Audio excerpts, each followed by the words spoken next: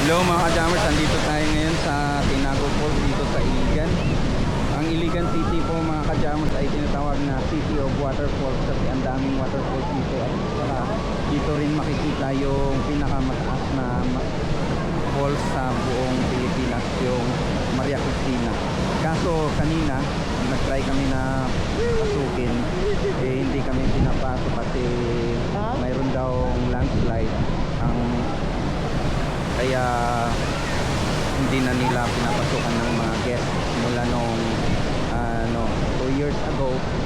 So kaya dumiretso na kami dito sa Tinago Falls. Ito yung Tinago. Ayan.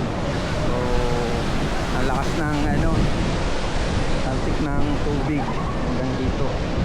Kaya ito yung Asik-Asik Falls. Naalala ko yung Asik-Asik Falls na pinuntahan namin doon sa Laguna. Pero ito, ma-feel mo talaga yung ng tubig galing doon sa falls. Napakalalim nito mga ka-jammers, 90 feet ang lalim ng tubig. At saka ang taas ng falls is 200 feet, 240 feet. Kaya grabe, sobra.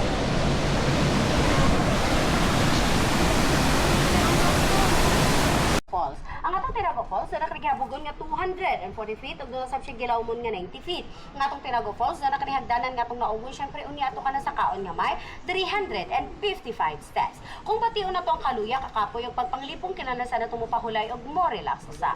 Doon na katay palisa sa ubos pwede kita mosakay sa tumbal sa tabok sa tong tubig ginagagas apan doon na kinibayan. Dito lang kita makigsabot sa mga tawo nga mobira ni ini. Ang atong Tinago Falls gidala kini sa LGU Iligan ug nahimo kaning boundary dito sa LGU Linamon Lanao del Norte. Doon na kita'y guide nga mugyakan ninyo sa ubos. Sila magbitbit sa mga gamit, magbantay sa mga gamit kaba paman doon ay mawala sa mga gamit. Samtang kita ga-enjoy sa pagpangaligo, wala kita'y mapangitaan tungod kay daghan na kaing tao sa ubos. Sila usabang maghipo sa magsegregate sa basura tungod kay dili pwede maglabay kita. Bisan asa dito sa ubos tungod kay doon na kinimulta.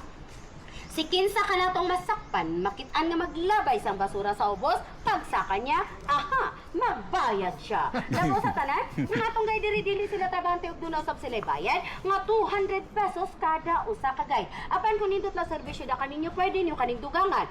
Ang ilang kita, gikan kaninyo lang kani magamit sa pampalit og bugas panud-an sa matag adlaw sa ilang pamilya. Kay sigon sa kung gisulti, dili sila trabahante.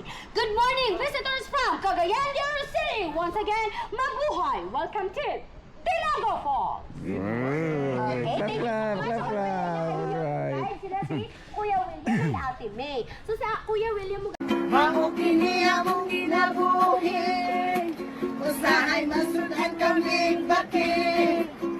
Nagnangiyaw sa leksyonin, huwag mahayag.